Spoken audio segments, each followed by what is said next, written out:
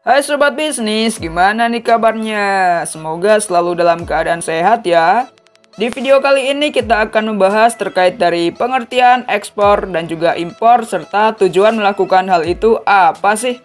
Nah, ketika kita membeli atau menjual barang, kita mengenal istilah yang disebut ekspor dan juga impor.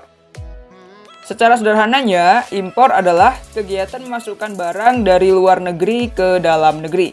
Contohnya, baju merek desainer asal Prancis, sepeda buatan Inggris, kedelai dari Amerika Serikat, dan semua barang yang masuk ke Indonesia dari luar negeri adalah barang impor.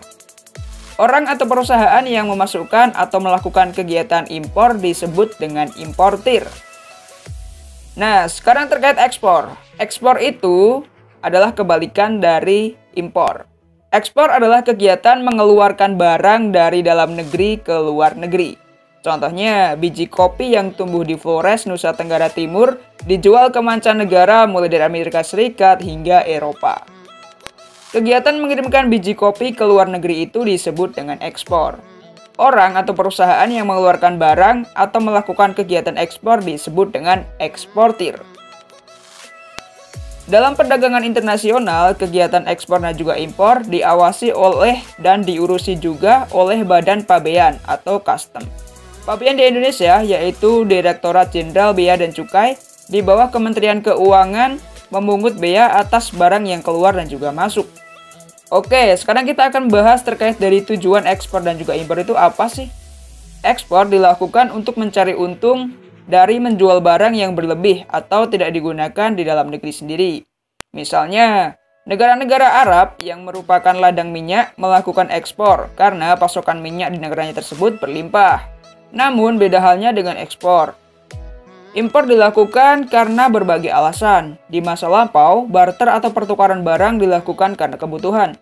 Di abad 16 misalnya, para pelayar dari Portugis menukar emas dan berlian agar bisa mendapatkan rempah-rempah dari Nusantara. Rempah-rempah itu dibutuhkan sebagai bahan pengolah makanan sebab tidak tersedia di Eropa.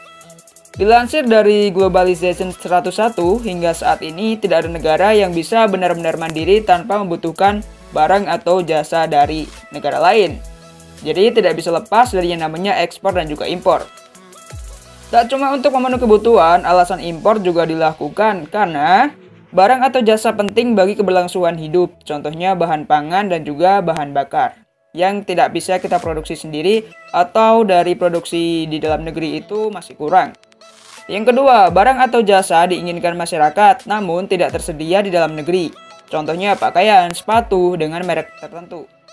Yang ketiga, barang atau jasa yang dibutuhkan atau diinginkan akan lebih murah dan lebih efisien jika dibeli dari luar negeri ketimbang diproduksi dalam negeri. Contohnya bawang putih dari Cina yang lebih murah dibandingkan bawang putih lokal. Nah, itu semua bosku terkait dari pengertian ekspor impor dan tujuannya.